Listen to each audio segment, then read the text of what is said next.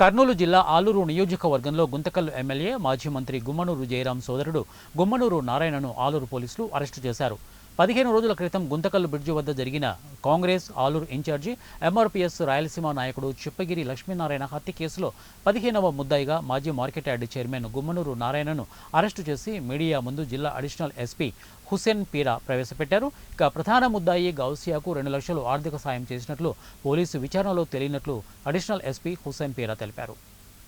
గత నెల 27/4/25న మనకు గుంతకల్ నుంచి చిప్పగిరికి వచ్చేటువంటి మార్గంలో రైల్వే బ్రిడ్జి వద్ద మధ్యాహ్నం 2-2:15 మధ్యలో మృతుడు లక్ష్మీనారాయణను టిప్పర్తో గుద్ది నరికి చంపడం జరిగింది. దాంట్లో భాగంగా మనం 2వ తారీఖున 3 ముద్దాయిలను గౌసియా, రాజేష్ అండ్ సౌభాగ్యులు అనే వాళ్ళని మనం అరెస్ట్ చేసి పంపడం జరిగింది.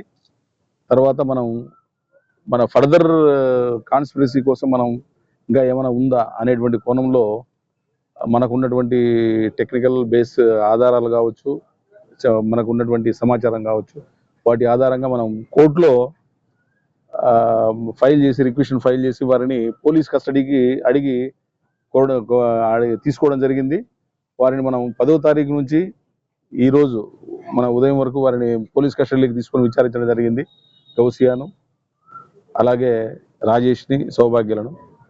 సో వారు అదనంగా ఇచ్చేటువంటి సమాచారము, మనకు ఉన్నటువంటి టెక్నికల్ బేస్డ్ కాల్ లాగ్స్ కావచ్చు, వాట్సాప్ కాల్స్ కావచ్చు, వాటి ఆధారంగా మనం నిర్ణయించుకున్న తర్వాత మనకు ప్రస్తుతానికి గుమ్మనూరు నారాయణ యొక్క అంటే మీకు పచ్చార్లపల్లి నారాయణ అనే అతని యొక్క ఇన్వాల్వ్మెంట్ ఉంది అని తెలిసిన తర్వాత మనకు ఈరోజు పొద్దున్నే మనం అతన్ని గుమ్మనూరు నారాయణ గారిని అదుపులోకి తీసుకొని విచారించడం జరిగింది. అదుపులోకి తీసుకొని విచారించిన తర్వాత ఇతని యొక్క ఇన్వాల్వ్మెంట్ ఉందని తేలడంతో ఇతను ఏంటంటే మీకందరికీ తెలుసు, గుంటకల్లో ఉండి రాజకీయంగా ఉంటూ ఈ రైల్వే కాంట్రాక్ట్స్ వీటి కూడా అటెండ్ అవుతూ ఉంటాడు.